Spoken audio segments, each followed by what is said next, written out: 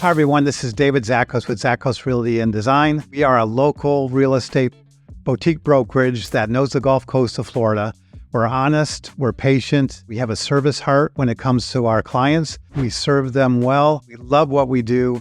And if you're deciding Gulf of Mexico front town in Florida, deciding on which town to move to, hey, this video is probably for you. In this video, I'm going to give you a great comparison from two Gulf front towns. I'm going to compare Venice Island to Longboat Key. I'm going to quickly share some of the key differences, the pros and cons. I'm going to touch on the location of each island, the beaches, the beach accesses, talk about the homes available, the neighborhoods, the type of city services, things to do, shopping, dining, and then talk about quickly access on and off, price points for the different towns. Let's start with Longboat Key.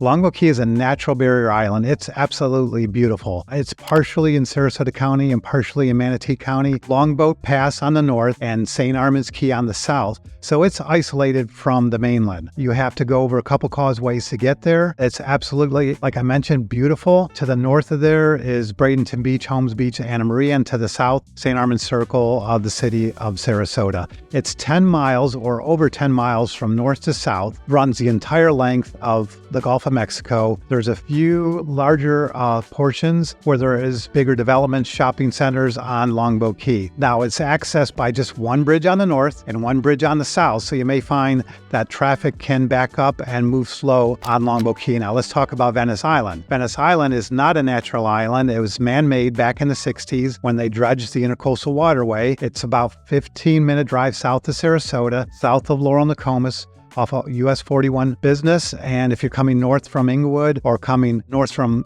Northport, stay to the west and you'll find Venice Island. Since it's a man-made island, you've got 3 bridges with drawbridges on each. But the good thing is that it's smaller than Longboat Key, and because you have an extra bridge and traffic flow, it's not near as bad in season when it comes to getting on and off. All right, let's talk about the beaches. Longboat Key has a dozen public beaches and beach accesses. Extremely beautiful beaches, especially on the north tip of Longboat Key. It's 100 North Shore Road. There's parking there for about 30 cars, so it's kind of isolated and small. But if you get to town, I suggest you check out that beach. Park there, walk out to the beach, and from there you can walk north. Amazing, spectacular view of the Gulf of Mexico, and you can even look on over to Anna Maria Island. From there, going south, there's about 11 other beach accesses. None of them are the large parking lots or public beaches that you're going to find like at Siesta Key Beach. They're just going to be small beach access, maybe parking for 20 or 30 cars. Now let's contrast that to Venice. Venice has about 9 public beaches, and many of those do have the large public parking lots. Venice Main Beach, the Fishing Pier, Venice Fishing Pier.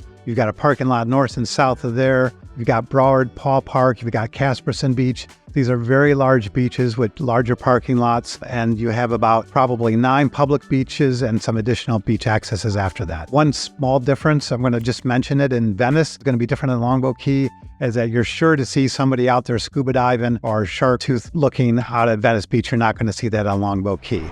All right, now let's talk about the types of homes. Longboat Key has a wide variety of homes. You've got single-family beachfront homes. You've got single-family bayfront homes. You've got many condos along the beach. You've got also very small, older homes on Longboat Key, but many of them have been torn down, and you have more expansive, large, stately type homes on Longboat Key. You have lots of country clubs, tennis clubs, resort type clubs on Longboat Key, and that's going to be different than Venice Beach. You can expect to pay for a Gulf front condo on Longboat Key probably about $700,000 or $800,000 with direct beach access. You're talking about a single family home in one of the older neighborhoods, expect to pay about $1 million if it's an older home, $2 to $3 million if it's a newer home. If you're looking for that canal front home where you can just park your boat in the backyard, boy, tons of options for you on Longboat Key. You can again find those older 50s, 60s homes on a canal, maybe just over $1 million, or you find a newer home from the 90s, 2000s. It's going to cost you $2.5 million to $3 million, maybe even $5 million, depending on the features. Another neat thing about Longboat Key is you actually maybe just need a home for your boat. Well, you've got the Longboat Key Club Marina, and you can buy a spot for your boat for $250,000 to $450,000. Deep water, really nice marina for a home for your boat. Now, something to mention, every single home there are a few exceptions, is going to be in the flood zone. So that's going to be the AE or the VE flood zone. That's complete contrast to Venice Island, where majority of the homes on Venice Island are not going to be in the flood zone. Now, if we can compare Venice Island, you've got a lot less waterfront options as far as canal front homes or bayfront homes. Very few on Venice Island. That's really not going to be a place you're going to find that home, except for on occasion you'll find one. They're going to run around probably $2.5 to $5 million, depending on the home. You can find a villa now with a canal maybe for about $800,000, and then there are a couple small condos that have boat access canal right out your back door. Those are going to be $600,000 on up.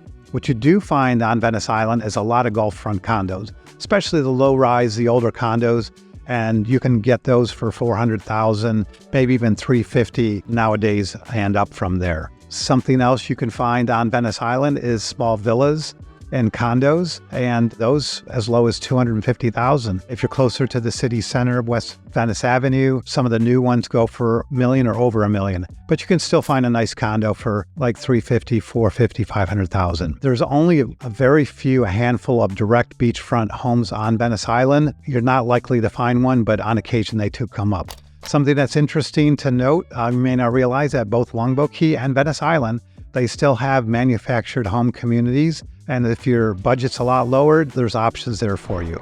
All right, let me just talk about Longboat Key city services. Longboat Key is its own city. So you have fire, police, all your city services right there on Longboat Key. So you do have great city services. Since it's a small boutique type town, everything is right there. What you don't have on Longboat Key is public schools. Sarasota County Schools service the southern portion of Longboat Key. Manatee County Schools service the northern portion of Longboat Key. Now, Venice Island has city services. It's in the city of Venice, so you have your own police department, fire department, building departments right on the island. A lot of city services right on the island. It's still a small town feel. You can walk in, you can get somebody, talk to them, just like in Longboat Key. So those things are similar that way. What you do have on Venice Island that you don't have on Longboat Key is schools. You've got Epiphany, like the Catholic Elementary School. You've got Venice Elementary School, and you have Venice High School and additional private schools on Venice Island. Now, things to do. Let me start with Venice. A lot to do on Venice, a lot going on, especially because of the high school is there. So on any given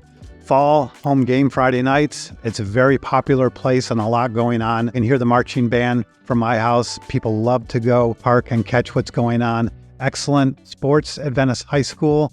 And because of the Venice High School, the community, it really comes together for these events. So that kind of gives some energy and things to do. In addition to the school and the school activities on the island, you have Venice Theater, you have Centennial Park, where you have a lot of concerts. You have a community center. They often bring in arts and crafts festivals at the community center. They bring in concerts at the community center. You've got a lot of bike and walking paths on Venice Island.